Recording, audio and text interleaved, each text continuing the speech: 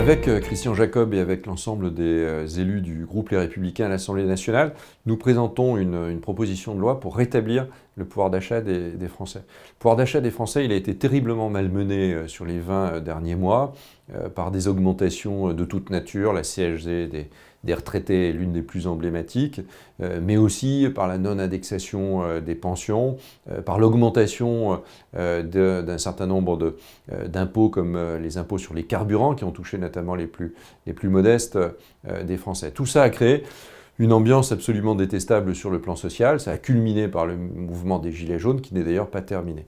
Donc nous avons besoin de réconcilier les Français avec leur pouvoir d'achat et essayer de montrer qu'en réalité, depuis 20 mois, on a beaucoup affaibli la situation et créé des injustices inacceptables. Alors nous proposons des solutions extrêmement simples. Baisser l'impôt sur le revenu de 10%, revenir sur l'augmentation de la CSG des retraités, 25% d'augmentation de la CSG, c'est tout à fait considérable.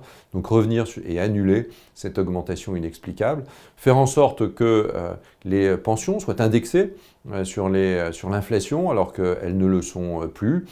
Et puis nous allons aussi plus loin parce qu'on se dit qu'une partie des pensions pourrait être aussi indexée sur les salaires.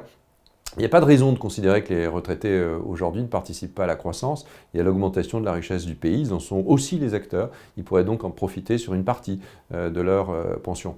Nous proposons de ne pas fiscaliser la fiscalité, c'est-à-dire par exemple lorsque la CSG, une partie de la CSG n'est pas déductible de l'impôt, vous payez de l'impôt sur de l'impôt que vous avez déjà payé, donc sur du revenu qui n'est pas disponible. Donc nous proposons de revenir, de faire en sorte que la CSG soit déductible dans sa totalité.